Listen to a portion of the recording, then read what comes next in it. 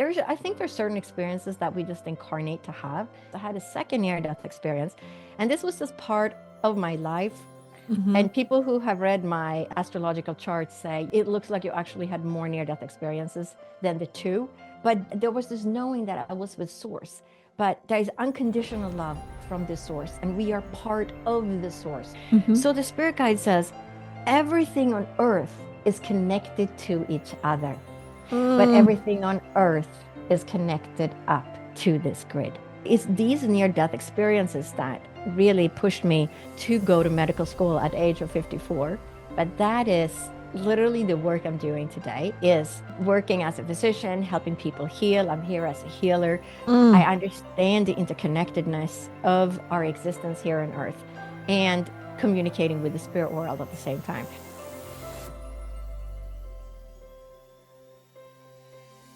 So, welcome to the Michelle Chalfant Show, Dr. Lotte Valentin. It's nice to have you.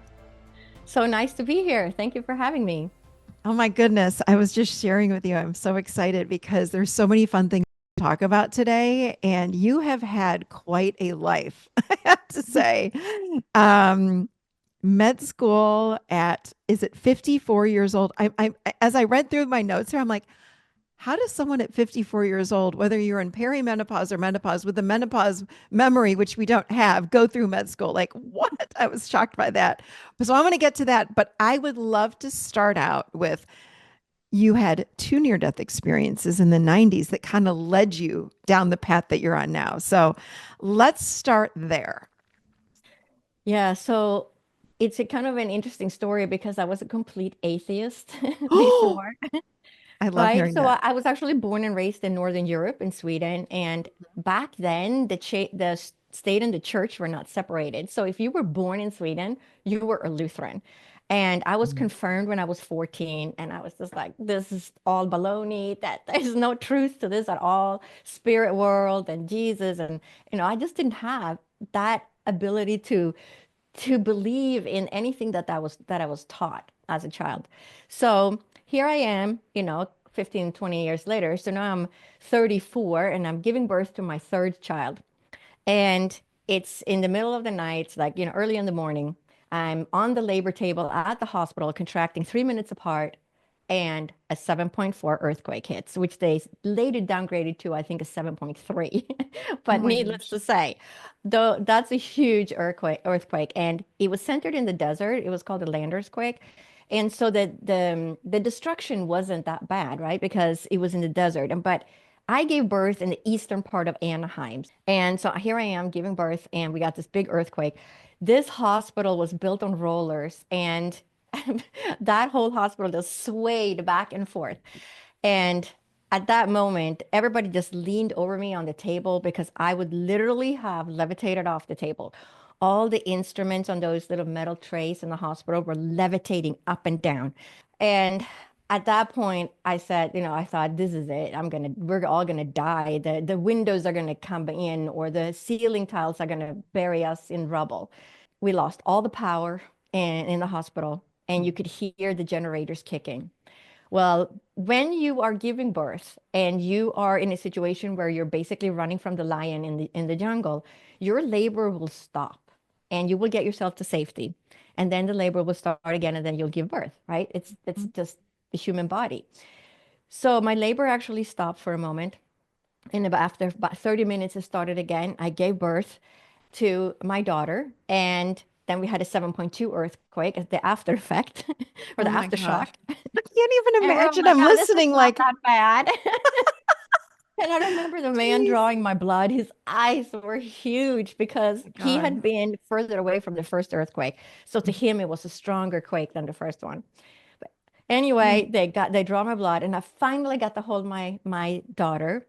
And as soon as they gave her to me, I just started screaming to my husband, like, take the baby, take the baby. I was in so much pain. And I just remember arching backwards. Mm. And that was the first time I hemorrhaged. So a mountain of blood clots came out, and they put me on Pitocin drop, and the entire hospital is now running on a generator. Okay. So I don't think I was a candidate for having like a DNC or cleaning out the uterus after this birth. Yeah, Right? no. They were like making sure people were on life support were still alive. Oh my So God. then they kept me in the hospital an extra day and they said, all right, well, it seems like the bleeding have stopped. So we're going to send you on your way.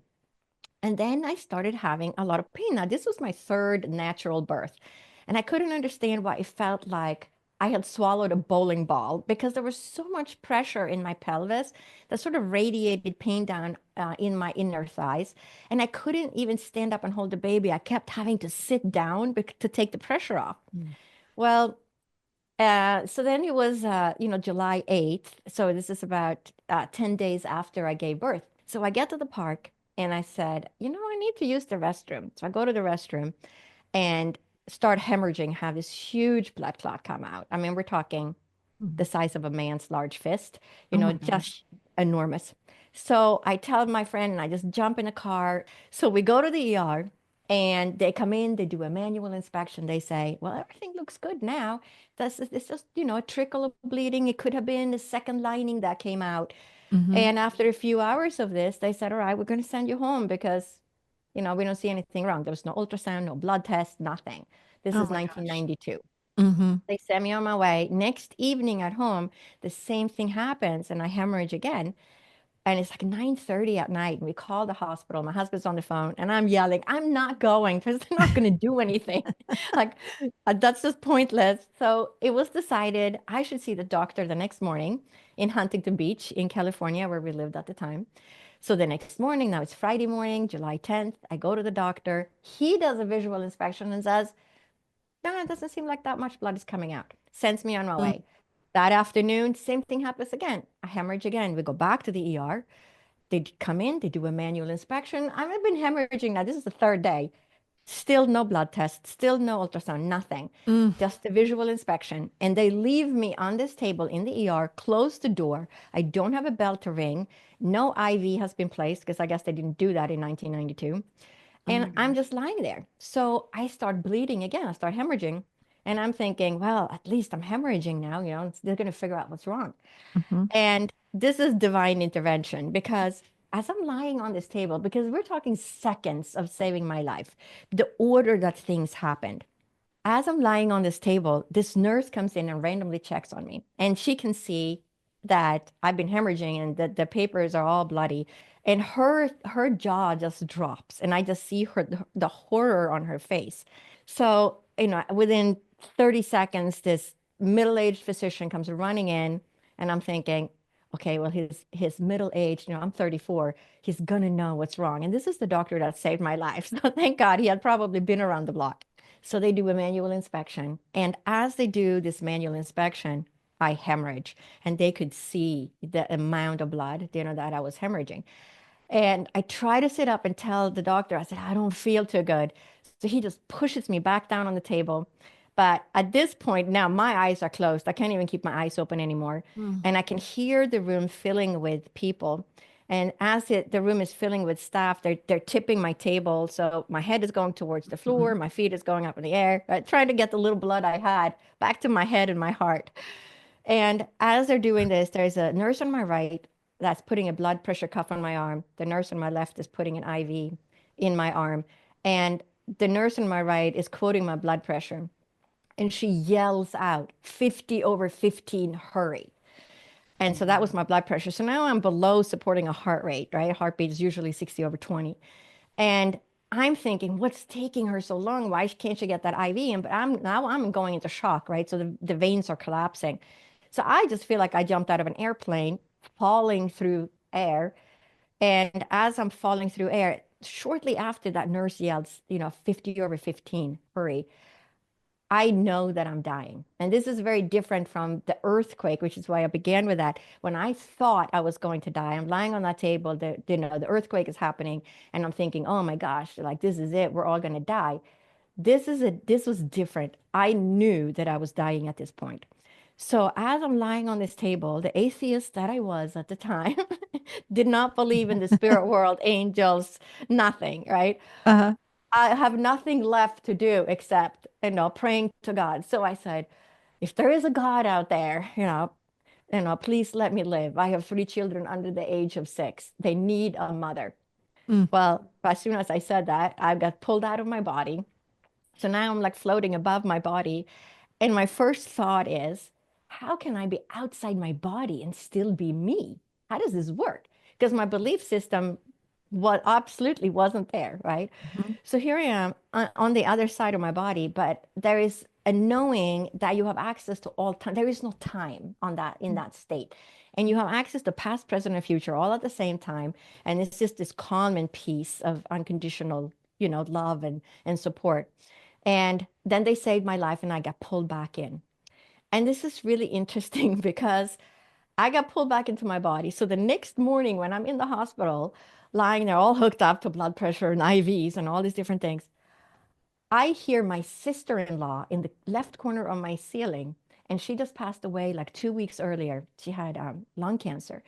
And I can hear her, and she says, everything is going to be okay. I'm thinking, I can't tell anybody about this. They're going to think I'm crazy. They're going to Mhm. lock me up in the psych ward, because my belief system was not there that this was even possible. Well, then what happened? I got sent home, and then I had all this, we can talk about this, all the electrical interference, my watch just stopped, and I had bone marrow suppression. Mm. So I was really sick. It took me literally 6 years to function normally. So I end up in Wow. what's called a bone marrow suppression. And I wasn't given blood because at the moment, the first thing the doctor said in the ER was, I have to give you blood. And I look at him and he goes, don't move. I try to move my head so I could see him. Mhm. But he was so afraid I was going to go back into shock. And I said, if you have to give me blood, give me blood. But if you don't have to, I don't want to wake up 6 years from now and find out I have AIDS because this was during Mm. the AIDS Yeah. epidemic. And Yep. we had no way, right, of checking the blood. And a lot of people that got blood transfusions back Mhm. then ended up with AIDS. Yep. So they kept me in the hospital and kept checking my blood. And he said, other than the fact that you hemorrhaged, I was like the picture of health. I had just studied nutrition. I had a degree in nutrition back, then, which was, we couldn't even study at college yet. With that, he said, we're just going to monitor you. And so they didn't give me blood. And he said, it's going to take a couple of months to build that back up. So it took me 6 months before I could even like walk from the bedroom to the living room without feeling like I was Mm. going to pass out. 2 years, I had a second near-death experience. And this was just part of my life. Mhm. And people who have read my astrological charts say it looks like you actually had more near-death experiences than the two Wow. it because they can see it in the chart. You just don't remember those, right? Mhm. Mhm. But this is the second near-death experience, and it was so different from the first because I feel like they saved me too quickly, or maybe it had to be done in stages or something, right? But it's this second experience that really activated my life path and has led me to the work I'm doing today. Mm. So I was constantly feeling like I was going to pass out. I didn't have any blood in my body. If I put my knee on the floor to help my children tie their shoes, I would get a bruise on my knee. Okay, any kind of Mm. pressure. So we know that the platelet count was very low, and if I had fallen and hit my head, for example, I would probably have bled to death, right? Mm. Because there were no platelets. So here I am in the middle of the night, and this is just my existence at this point. And I feel like, I wake up in the middle of the night, my head is pounding. I take my head off the pillow. This is just the existence I lived for many years. And I just get pulled out of my body in the middle of the night. And it's the same feeling, 1 second you're in your body, and the next second you're outside. But this was so different. So now, instead of just staying in the room, I feel like I'm tumbling through space, like Mm. think Star Wars, right? Just tumbling through space. And I end up in this place that I call the mid station because there was an awareness that you could go higher, but you could also be lower. So it's like you go into a skyscraper that has 100 floors, you push the button on the 50th floor, you get off at the 50th floor. You know there are floors above you. You don't know what's on those floors. You know what's on this floor because you're on this floor, and you know there's floors below you. So that was the feeling that I'm on this floor, but Mm. you could be on some other level. And I hear the most beautiful music that you can't even hear here on the earth plane. Mm. Mm. And I'm wondering where this music is coming from. And I love how we all see different things. Mhm. So all of a sudden, so I look to my right and I see this tiny little log cabin. Literally, it looks like a Swedish sauna, right? A little tiny log cabin. And I'm thinking, the music must be coming from there. So I open the door, look inside, It's empty. So then I look to my left, and there's another log cabin, and it's literally a mirror image of the one on the right. So I open the door, look inside, but it's empty. But then all of a sudden, it's like, imagine standing like on a football field, and you got this big spotlights on you, but the fog is rolling in. So there is this like this white light, but the white light is everywhere. So it's got that feeling of being in a dense fog with the spotlight shining through it. It's my Mhm. best description of trying to explain what that is like. But it was coming in from behind me. So then I'm like, wow, I'm turning around. You don't have a body, you're like bodiless, but I'm turning around, and now I am standing in the light, but the light is everywhere. You're completely Mm. submerged in the light. But this light, when you are in this bright, it was bright white light. There was a knowing that I was with source. And I don't care what you call it. You can call it God or source. I like to call it source to not be stuck in one religion because I Mhm. don't feel like I belong in any particular religion. Um, but you had there was this knowing that I was with source, but there is unconditional love from the source, and we are part of the source. We carry this light within us, and when we return to this light when we leave this earth plane.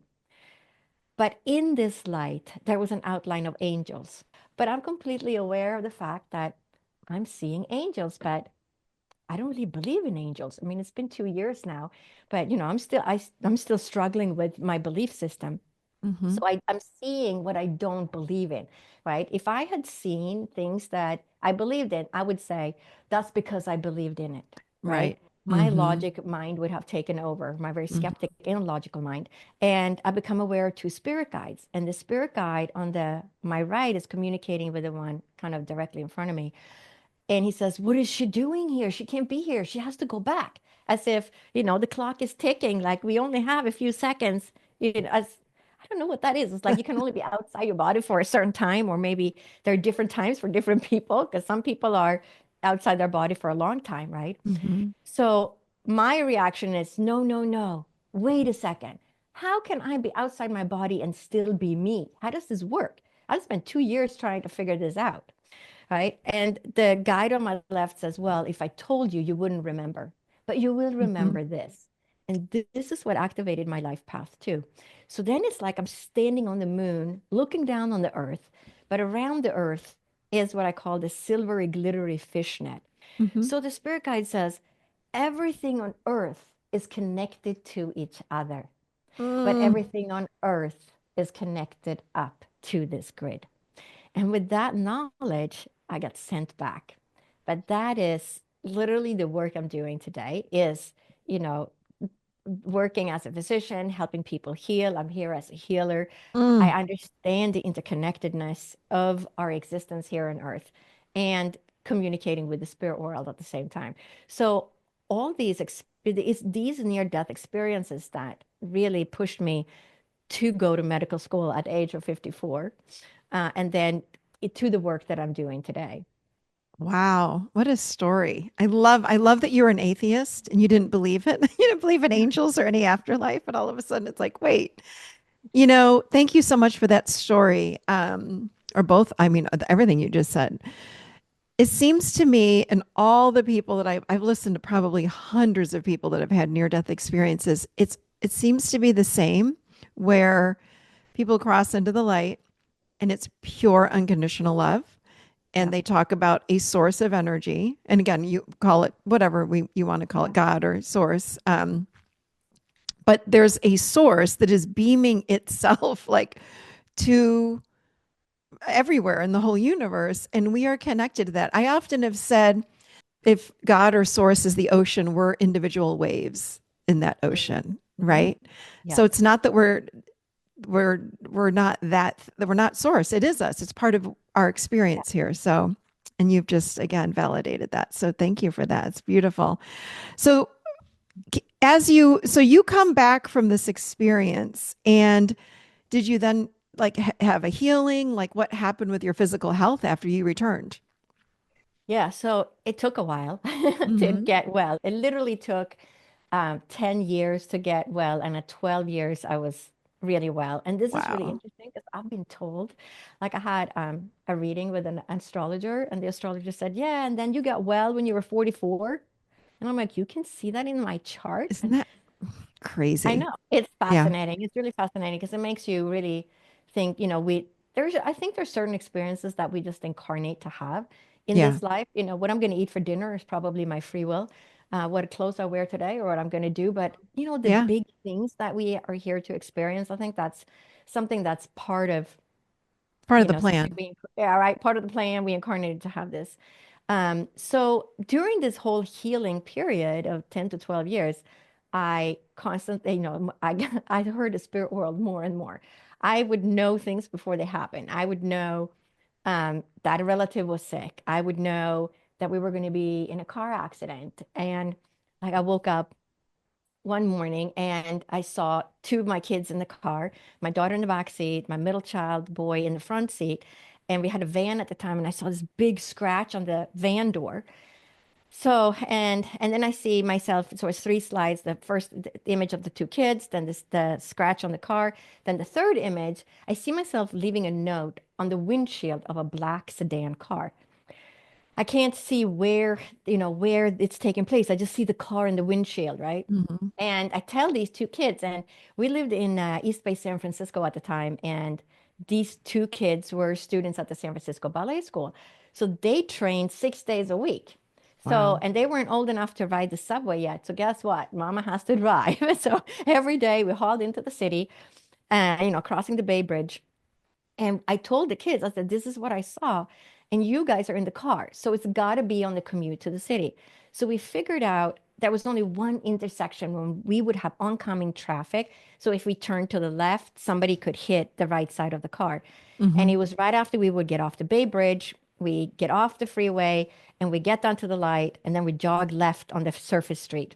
That was the only. So every day, my kids' noses up against the windows. Mom, the coast is clear. Nobody's coming. Because they were like, we don't want to be in an accident, right? Hmm. And then about 2 weeks went by, and we were in Walnut Creek, which is a town in the East Bay, San Francisco. And we're coming out of the bookstore, like garage, and there was a big truck offloading, boxes, and there was a tiny parking lot. We're trying to squeeze on to the street. The right side of my car scrapes the rear end of that car as I'm trying to squeeze onto the street. Mm. I mean, at this point, I knew exactly what had happened, and the car was black. Oh, wow. So I get out of the car, I walk around the car, I see the black scratch on the car, just this exact way I had seen in the image. And I just start laughing. So I just throw my hands up into the air and I'm just laughing. And all these people are walking by, they must have thought, like, this woman is nuts, Like, right? what's so funny about scratching the car? Right. But we were all so relieved, and I was so relieved that it was finally over. So, of course, here I am, leaving that note on the windshield of the black sedan car saying, here's my information. I'm sorry I scraped your car. You Hmm. could barely see it on their car. Like, it's tiniest, tiniest scrape, but my car had a line across the entire door. I was then guided after 12 years of hearing things that were going to happen or seeing things. Also had a remote viewing. We can talk about Hmm. that. But so after 12 years, I said, okay, my kids are teenagers. I need to go back to work. I was a programmer and a systems analyst in my youth after I graduated from Boston University, undergraduate, had transferred from Stockholm's University, Hmm. and I was a management and computer science major. And so I was a programmer at IBM in New York. Hmm. So that was my work. So talk about, seeing 20 steps and, very methodical and logical. Yeah. Very So, left brain. right. So here I am. But now I know that I need to go back to work, but it has to be as a healer. And I always wanted to be a doctor. My father was a physician. And whenever I said, I want to be a doctor like you, Dad, he said, no, no, no. You want to be a nurse. Like a doctor takes a long time. You want to have a family. I was raised in the 60s. So Yeah. this Yeah. was very different back then, right? The way we looked at things like that. So here I am, and I'm like, I have to go back. It has to be something in healing. And I'm looking for a degree online, thinking, is there something I could learn and then, start working as a healer some way? I come across this medical school, naturopathic medicine. And then I realized it's a real medical school. There's 5 medical schools that focus on naturopathic medicine, Hmm. which is different from traditional medicine. The first 2 years are the same. We take the science boards and all that, Hmm. then we take the clinical boards. But the focus, the second, the year 3 and 4 are different. So we actually have the same or more amount of pharmaceutical studies as a regular MD, but we also learn acupuncture, homeopathy, botanical medicine, nutrition. So we have a different tool Hmm. bag than a regular physician. Hmm. So we can prescribe pharmaceuticals if that's what the patient prefers, or if they don't do well with that, we can go a different route, right? We can do botanical medicine or acupuncture or homeopathy. So I realized this is a real medical school, and I'm like, this is never going to work. I'm I'm like 46 now. This is, 12 years out. And so as I walk to the kitchen, the spirit world drops in and they say there's 3 messages. Mm. You have to go to medical school and become a naturopathic physician. And you need a degree for the work you're here to do, but you're not going to work as a doctor that whole time, but you need a degree. I was Mm. like, what do they mean by that? Right? How could you, why would I spend all that time going to med school, right? And then not work as a physician the whole time? And then they said, you have to write 2 books. No, wait, 3. I'm like, okay, but what am I supposed to write about? Oh, we'll let you know when the time is right. I I'm love like, it. I don't even think of myself as an author. I was never that kid that was a writer as a child, right?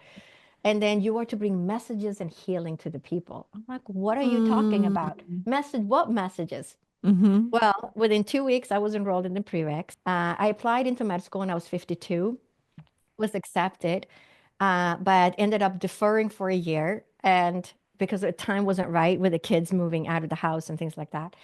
And when I was 54, off I went to med school. But Dang it girl. wasn't until, all of that that I started understanding once I graduated and studied mediumship, I understood that that is the message, right? So I'm to bring messages. And the message about the writing 2 books, no wait, 3, I've gotten that same message from 4 professional mediums around the world. Mm. And it's always the same. Oh, they're telling me you're to write 2 books.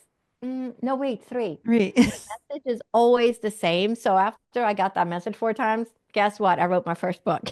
So Good for you. I love it. Oh my gosh. What a journey. Woo. I yeah. love it. It is kind of like what you said. We're on a plan, we have a plan, a path. Our soul comes here and there is a path. It seems like we can maybe take a left turn over here this way or a right turn, but there are certain things. And again, I've had my astrology chart done again numerous times as well. It's fascinating. To me, it's more math and science than anything. It's like this is happening around this day. It's math. You take a math calculation and there it is on your chart. I love that. So you then, after your near death experience is plural, you started hearing, you became more of a medium, you're able to, really then start reading people and as well as become a medical intuitive. Then you had the medical degree, being a naturopathic doctor on top of it. Talk about, and you might have said this, the 3 powerful lessons that you learned from the other side. What were the 3 lessons you learned? Well, number one, life is eternal, right? Oh, Right? yes. Life is eternal. When the physical body dies, that's just your car died, right? You get a new Yeah. car. So you Yeah. go to the other side, you come back in a new body, or you'll get a new car. It's the same thing. So it's just like we're stepping out of the body. We incarnated. This is the bodysuit that we wear while we're here, right? The Yeah. soul. Um, so we have our soul, right, in our body, which is sort of I'm gonna say the middle link. So it links the body to the spirit, right? So when Mm. you pass, you go into your spirit form. Hmm. But while you're in your body, you got your soul, which sort of communicates with your body and your spirit. That's how I look at it. So it's like that the middle ground The of it. middleman. Yeah. The middleman, yeah. I have a So question for yeah, you about the soul. Do you think the soul is aware of the life plan? the soul is aware of the life plan. Absolutely. Yeah. That's what I Yeah, thought. I'm gonna say Hmm. it's like that, kind of like it's in the subconscious in a way, right? I Hmm. mean, we know what we came to do deep, deep, deep, deep inside, but Hmm. our ego and our persona gets in the way of what we came to do. And Yeah. we get caught up in we have to pay our bills or this doesn't make sense. I mean, it's like originally I was like, oh no, I can't go to med school. Like, I can't do that. They're never going to accept me. I mean, that was my original thought. Had Right. the spirit world not dropped in on me, I would never have gone, right? Yeah. I would never, right? So I needed that confirmation. But my logical brain automatically gets in the way of saying, no, that's not logical. Like, you should not do that. Why would why would you do that so late in life? And don't you think that the spirit world drops in on everybody if we're but most of us are not paying attention. Like we get Yeah. hints and clues all the time, but we just write them off as coincidences or I didn't really hear that and we go back to thinking instead of feeling. I did that for years, for years. I mean, it took me forever. I am such a skeptical and logical person, right? But it had to be this way. And I know that, I mean, after I graduated from med school, I was waiting for my license because we graduated in June. We took the clinical boards in August, which is basically 3 days of nonstop testing. And Hmm. then it takes like a month and a half for them to correct all the because Mm. everybody takes these exams at the same time, so there couldn't be any cheating and yada yada. Yeah. So it wasn't until the first week of October that they released the results if you passed all the different sections. Because if you don't pass all the sections, that's it. No license. You wait six Mm. months and you take the boards again, Mhm. right? And cost, almost $1,000 every time you do that. And you have no income because you can't work as a doctor. Mm. So you really want to pass the first time if you can, right? So here I am waiting on my license. And I said, all right, I'm going to go study craniosacral therapy with the Upledger Institute while I wait for my license. And I meet this woman and she's we're having dinner and I don't know anything about her. And she says, um, and she's like in the corporate kind of Uh-huh. world as well. So she says, I'm a medium and somebody's here and they have a message. Are you open to receiving messages? And I'm like, it's one thing if the spirit world drops in on me and gives me random messages, but for her to tell me something about my life, not knowing anything about me. I was raised in Europe. My childhood is so different. Like you couldn't even guess it. So I'm kind of smirking, saying, taking a sip of my wine. We're sitting at the bar waiting for our table, having a glass of wine. And I'm like, there is no way this woman is going to get anything right. So I'm like, sure, sure. Yeah, I'm open to receiving messages. So, of course, she starts telling me things that there was no way you could guess. So she's like, I see fishing and laying fish nets in the ocean. Are you kidding? I'm like, how many people have that experience of growing up like that and Right. fishing? Very clear. It was my mom that was there, and she knew all these different things. Wow. And she said, so your mom says you have to go and study mediumship at Arthur Findlay College in England. And I'm like, I can't do that. I just took my board exams. I'm waiting for the results. I have a residency. I don't even know if they're going to give me vacation. Like I'm like the lowest on the totem pole, right? Going in as a resident physician. Uh-huh. So that's you cover for everybody else and they take vacation, right? Uh-huh. So I'm like, I don't know if that can do that. And it just over and over, this, you have to do this. And the fact that I even knew what that was. So she says, you have to go study mediumship.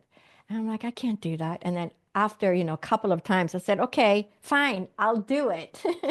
I don't know how this is going to work, but guess what? 6 months later, there I was at Arthur Findlay College. And that was one of the times I got that first message. And Mm. as as we're going through, so I'm in class. The first 2 days we spent a lot of time learning to read people psychically. Like, Mhm. what do you understand from this person? And you can't guess because people come from all over the world and you Mhm. can't even guess. It's either going to be right or wrong.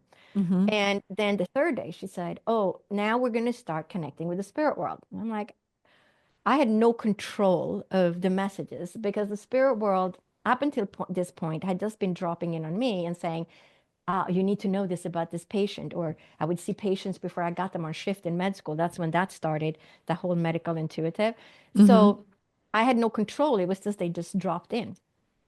So I'm thinking, oh no, how is this going to go?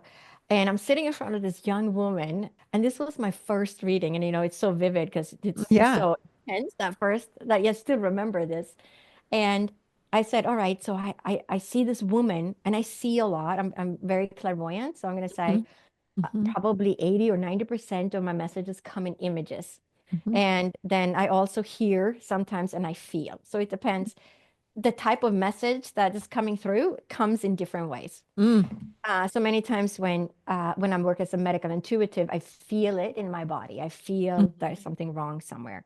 Mhm. So here I am. So I say, I have this elderly woman with me, and she is living in an elderly home, and it's a very small cafeteria. There's maybe only 10 tables, and she's showing me a cup of coffee.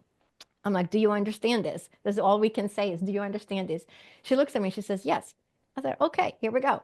So continue on. And then I said, now she's showing me a house in the countryside. And I mean, I Mm. don't even know what language this person speaks, right? We're just all communicating in English. So I said, she's showing me a house in the countryside, and it's got a big country kitchen. But when you open the door, there's like chickens and pigs, and there is like horses behind this fence. And the chickens and the pigs are just kind of loose. Like I don't see a fence around it. They're just kind of like roaming around in the yard. And I said, do you understand this? She says, yes. And I said, okay. Now she's again showing me a cup of coffee. Do you understand this? Yes, she says. I said, okay, now the third thing, the last thing she showed me was a cake. And it was something that looks like a cake out of a Disney movie. I don't know what they're Mm. called. They have like the three tiers on them, Mhm. like three cakes Mhm. on top of each other. And it had whipped cream around the edges, dotted with red cherries. And I'm like, this can't be right. Like, how, is this my mind or, because you're learning to, Mhm. when you're learning mediumship, you're learning, is that my mind tricking me or is it coming from spirit, right? So you have to Right. learn Right. to distinguish between the two, where the information is coming from. So after the third time I get this image, I said, okay, well, here we go. It's either right or wrong because we're told you have to say everything, all the information you get, because it's the only way you're going to be able to sort out, did that come from your brain, your mind, or did it come from the spirit world? So it's kind of learning to sort the information that's coming in. Mhm. Mhm. So I tell her this is the cake. So she says, yeah, I understand. So it turns out that she was raised in the countryside. She lived in a house next to her grandmother. And every day in the afternoon, she would go to her grandmother's house and share a cup of coffee. And Oh, that was their wow. link. They would have coffee together every day. Yes, they had the animals running in the front yard. Mhm. Mhm. And the cake that she showed me was the cake her grandmother made for her every year on her birthday. Oh And the my grandmother gosh. had now, she couldn't live in the house anymore, so she was in an elderly home. Oh So, my but gosh. I know it gives you goosebumps. And so that was like how that journey began. And then going through medical school, I started seeing, hearing, knowing things about the patients before I was even assigned the patient. So you get to shift. The Mm. physician in charge says, okay, you're going to take, Cheryl Johnson, that's your patient, right? I'm just making up a name. And Mm. and then I'm saying, okay, I'm taking that patient, and Mhm. you're the lower student. You're going to be following me. Mhm. And I go in, and then what I had been told about the patient in the meditation the day before or 2 days before was all true, right? And so that's how Wow. that started. And then it's, became more and more, and I would get new patients as a resident, and they'd walk in, and this tall, skinny man walks in and he says, yeah, I have this tickle cough. I spent Mhm. an hour with this man, tall, skinny, like in his early 70s, and go through his entire history, listen to his lungs. There is like not a peep in his lungs. There's a lot of allergies in Mhm. the town where we lived. So any other physician would probably have said, try this allergy medication. But Mhm. when he walked in the room, as soon as he crossed into the exam room, the Mhm. spirit world said lung cancer. So Wow. I was like, lung cancer. Okay, so I'm spending all this time with this man, going through his history. So it turned out that he had cancer when he was in his 20s. And he had metastasis at that time on his lungs, and they had radiated it. And I Mm. said, you know what? I mean, I went through his entire history, and I said, because of your history and because you're worried about it, and he didn't, he went like this once, like in an hour. That was his tickle cough. Like there was no, Wow. you think of somebody who has lung cancer, that they cough a lot, Yeah, like sure. my Sure. sister-in-law had done. So anyway, I sent him for an X-ray and it comes back possible cancer. handed him off to the integrative cancer doctor. And literally, I think he passed away in like 3 or 4 months. He was at the Wow. end stage and he wasn't coughing, but he was the sole caretaker of his wife that had Alzheimer's. So Wow. this diagnosis allowed him to find care for his wife, put all the papers in order, and get everything done, and then checked himself into hospice and passed away. So, Dang. and it was so frustrating for me because I had just graduated from med school and why did they tell me this? And I wasn't able to save him. And I was at Arthur Findlay College and I talked to my teachers, like, what is up with this? Why are they telling me what his diagnosis is if I couldn't save him? And they say, well, why do you think? And I said, so that I would listen. And they said, yep, Yeah. because you listened to it and you couldn't save this one, but you'll be able to save other people. And so, Ugh. and that's what it is now, right? So many times when I work as a medical intuitive, people, before they even come on the screen, I'll get a diagnosis sometimes. Like sometimes I'll ask the spirit world, who's next? And I'll say, it's Suzanne Johnson, what's wrong with her?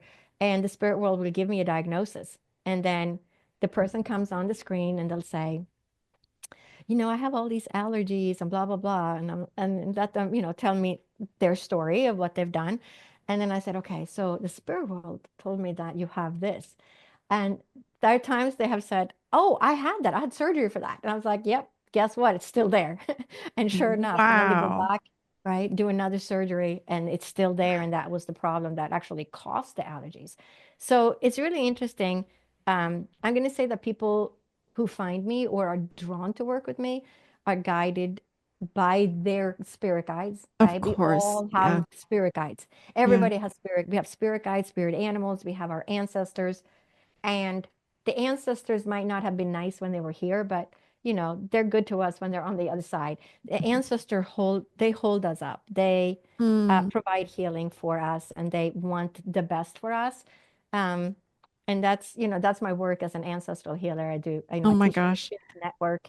So I've many more taught things to talk about, and we're like yeah. reaching the end here. But you said there were three lessons you learned from the other side. You gave us one. What were the other two as we wrap up? Yeah. So so one was that there's eternal life. Hmm. We are all connected. We're all part of this divine grid, the grid that they showed us. And that's my work today is resolving that because of the issues we have are entangled with our ancestors. And so I do Oh, a that's lot of good. ancestral healing because we are entangled with the things that they did or did not do correctly. They weren't able to resolve something that Mm. gets passed down. And so Yeah. I do a lot. I teach for the Shift Network, taught a class in the fall, and I'm teaching a deep dive course right now Hmm. um, about that and to create that healing. And we're all linked together through this grid, Hmm. and we are we're all loved. Like we all carry this divine love. There are many times people feel alone in the world or they feel deserted because of the physical component of our what we're here to learn in this life. But we are all loved. We are part of source, right? We carry that Mm. light within us. And it's just a matter of tuning into that or Mhm. turning inward to that love. We can't we can't change let's say you had a mom or dad that you felt weren't their best on their best behavior when you were a child. Like you can't fix them, right? You can't change them. Um, and maybe they have already passed on, but you can change yourself. You can change and heal yourself, Mm. do all that healing and create healing in your own life by resolving the issues. But I'm going to say a lot of that comes from understanding why the issue is there. And so that's my work as an ancestral healer is helping people uncover what it is, what is the issue? Why am I attracting the wrong partners? I've been married 3 times. Why is it that I Mm. can't get the promotion at work? Why is it that I have this fear? Or why is it that, right? It's all these whys, and often we don't see it. Yeah. And, I get people, psychiatrists and counselors and physicians as my clients. Hmm. And it's fascinating because I feel like there are times, right? So I'm working with somebody who is a counselor or a psychiatrist who does this for a living every day. And I say, it sounds like your father was this way or that way, and the problem is really coming from here.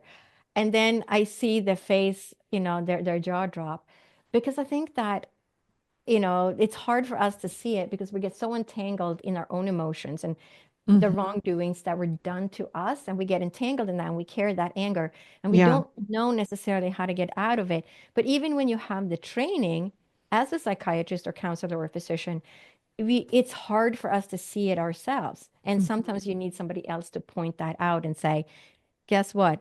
It's over here. This is the issue. And then is once you see that issue, then I take them on what I call a guided shamanic meditation journey where Mhm. I connect with the spirit world if they're in spirit or here on earth. And we create healing through this grid that we all exist within. And Mhm. so it's a spiritual and emotional healing that takes place at the end of those sessions. So it sounds like it's a one and done sort of session. Like you're not having 10 sessions in order to heal some sort of something that's coming in from an ancestor. It sounds like you're doing the shamanic journey and then you're Yeah, cleaning up, yeah, for that that energy exactly for that issue, right? for that So issue, there right? might be more issues, right, than you do another, and that issue might have come from mom, or that issue might have come Yeah. from grandpa. And then you do, I have this problem. Well, that might be coming from somebody else in the family. You have to do this again. You kind of peel back the onion. Yeah. So many times people come back. I have people that, they haven't talked to their children for years. And Hmm. then we do a healing and we go through and we say, this is why, this is what's happening, Mm. and then we do the healing. And then 2 or 3 weeks goes by, and I get the email, and it says, "You won't believe who just called me." Right? My daughter, who I haven't spoken to in 2 years, just called me, and they have no idea that this person or their mom did the healing. But because we're all connected, right? It goes back to that near-death experience. Hmm. Everything is connected. We are interconnected via quantum physics. Hmm. Um, Everything is entangled with everything else, and it's kind of Yeah. instantaneous. And because of that entanglement, when you create healing for yourself, your frequency, I'm going to say, changes Hmm. because we are connected to everything else. We are connected, especially to our children and our loved ones, and also the families that we marry into, where now we're Yeah. connected with all those people, right? So Yeah. it's a big net, but all we can do is create healing for ourselves. And when we create healing for ourselves, that healing gets radiated out to the other people that that you are part of that grid. Yeah, it's like a domino effect. And you Mhm. said grid and net. The way I see it, I don't know why my when I go to a meditation, I'll see like a spider web, like where Yeah. everything is just connected. Hmm. So Yep. we think we're here all alone, but actually Yeah. we are. And I've seen it in in a meditation, like these energy streams that connect to you and me and the trees and and every human. It's like, Yeah. whoa. That's why we go back to every human, every experience is just mirroring who we are and it's showing us more of who we are. And anyway, we could Yeah. go on and on. This was so Yeah. good. Thank This you is so much for being on. yeah, Um, that's Indra's net, right? Indra's net, the yeah. fishnet. Yeah. And I just wrote a meditation on that I just uploaded on my website that actually talks about that. It's a guided meditation. Ooh, well, tell us Yeah. how do people find you if they want to book a session with you and anything else you're doing? Where would people go? Yeah. So go to Dr. Lotte, DRLOTTE, drlotte.com. Okay. And there you can see all the different sessions that I offer. You can just book a session right there, Mhm. pick a time. And also, don't forget to sign up for the newsletter that you can, if you sign up for a session, it will ask you if you want to be part of the newsletter, Mhm. because that's where I'm going to, do all the announcements of the events coming up, if I'm teaching classes. And, that's always an ongoing thing with different classes coming up and teaching different things. I love it. Thank you so much. Thank you for the work you're doing in the world. Thank you, thank you, thank you. We need you out there, so I appreciate everything you're doing, and thanks for being on today. Yeah. Thank you so much for having me.